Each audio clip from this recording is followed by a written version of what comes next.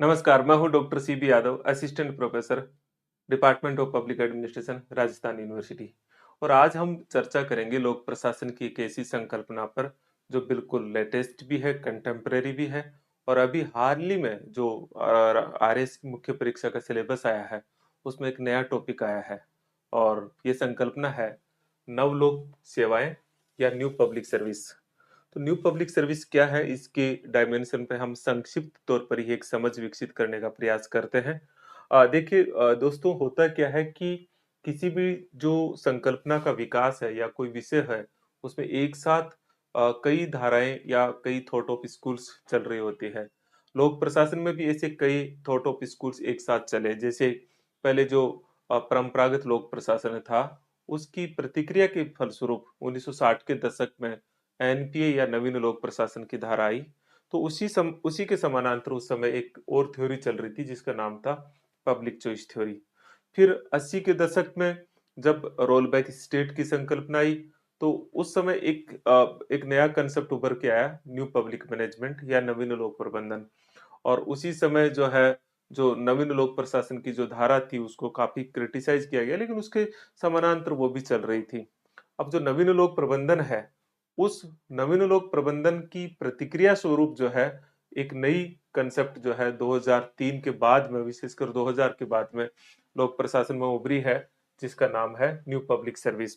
अब बेसिकली जो new public service है, ये ऐसा नहीं है कि कोई अचानक से चीजें उभरी हो। ये एक लंबे इंटेलेक्चुअल डिस्कोर्स का परिणाम है पब्लिक एडमिनिस्ट्रेशन में।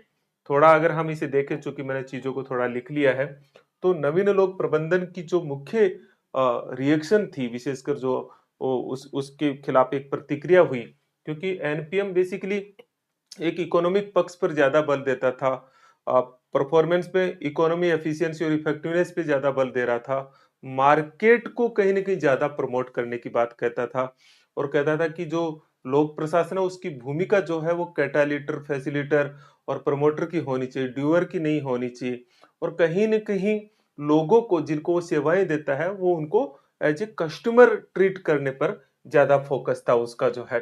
तो ये जो पब्लिक एडमिनिस्ट्रेशन का जो एनपीएम का मॉडल आया, उसके विरुद्ध एक प्रतिक्रिया होती है। और उसमें जो सबसे इंपॉर्टेंट रोल अदा करते हैं वो एक दंपति है, कपल है, डेनहार्ट एंड डेनहार्ट। वैसे पूरा नाम जेनेट वी डेनहार्ट और रॉबर्ट वी डेनहार्ट जो है, उनकी एक पुस्तक 2003 में पब्लिश होती है, the new public service serving not steering. ध्यान दीजिए, ये पुस्तक पब्लिश होती है 2003 में। और इस पुस्तक में 7 चैप्टर जो है, शीर्षकों के भीतर जो है एक नई बात को कहा जाता है, लेकिन उस पूरी बात के केंद्र में ये डेनहार्ट एंड डेनहार्ट कहते हैं कि 3 थ्योरी उसके सेंटर में है। और वो 3 थ्योरी क्या है? नंबर 1 कि डेमोक्रेटिक सिटीजनशिप मॉडल, मतलब जो सिटीजन जो है, वो केवल और केवल ये नहीं समझिए कि वो केवल अपने हित देखता है। बहुत बार सिटीजन्स का रोल ऐसा आता है जब वो अपने हित की बजाय एक कॉमन हित के लिए ज्यादा इकट्ठा होता है। जैसे अभी अरावली का जो संघर्ष देखा, उसमें लोग सड़कों पे आए, तो उसमें उनका खुद का कोई डायरेक्ट इंटरेस्ट नहीं जुड़ा हुआ था। तो ये जो थ्योरी मॉडल है वो कहलाती है लोकतांत्रिक नागरिकता का जो सिद्धांत उभरा है 2000 के दशक में, ये उसको काफी प्रभावित किया। एक है community and civil society model, मतलब केवल सरकार ही सब कुछ करे नहीं, समुदाय और नागरिक समाज की भूमिका भी उसमें बराबर की होनी चाहिए। ये भी एक मॉडल है। और तीसरी बात है organisational humanism and discourse theory, मतलब संगठन में मानवतावाद सबसे प्रमुख हो और उसमें भी विमर्श, मतलब एक्टिव लिसनिंग पर जोर दिया जाना चाहिए। तो ये जो 3 थ्योरी चल रही थी, इनका प्रभाव जो है उसके ऊपर देखा जा सकता है। और उस पूरी थ्योरी को 7 शीर्षकों में बांटे। ये 7 शीर्षक मुझे लगता है कि आप सब लोगों को, अगर आप सिविल सर्विसेज का एग्जाम दे रहे हैं, तो वो याद होना चाहिए। नंबर 1 कि जो पब्लिक एडमिनिस्ट्रेशन है वो सर्व करे रेदर देन स्टीयर, मतलब वो शासन चलाने की बजाय, निर्देशित करने की बजाय सेवा पे उसका मुख्य फोकस हो। दूसरा, सर्व सिटीजन नॉट कस्टमर, मतलब एज ए नागरिक की तरह उसकी सेवा करे, न कि कस्टमर की तरह उसे ट्रीट करे या कस्टमर मान करके करे। क्योंकि कस्टमर में एक हित निहित होता है कि ये मुझसे खरीदेगा इसलिए मैं उसको सेवा दे रहा हूं, ये वाला नहीं हो। तीसरी चीज, वैल्यू सिटीजनशिप ओवर एंटरप्रेन्योरशिप, मतलब हमारे लिए लोक प्रशासन के लिए सिटीजनशिप बहुत महत्वपूर्ण है, उद्यमिता नहीं। मतलब लाभोन्मुखता का ये जो आपका दृष्टिकोण है, ये उचित नहीं है।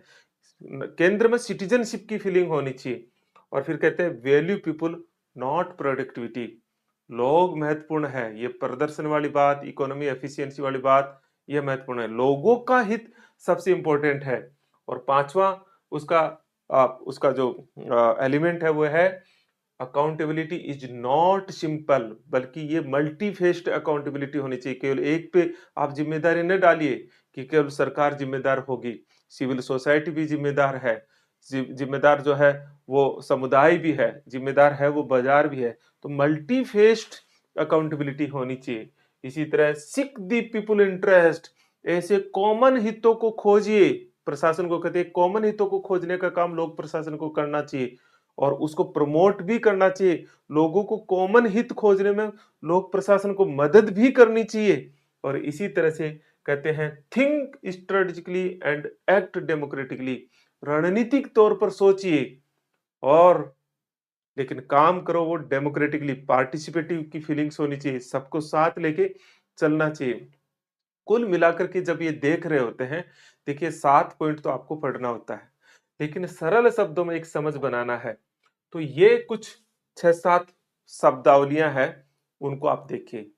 न्यू पब्लिक सर्विस बल देती है एक शेयर्ड लीडरशिप, एक कॉमन लीडरशिप की, सबकी एक साझा नेतृत्व पर बल देती है।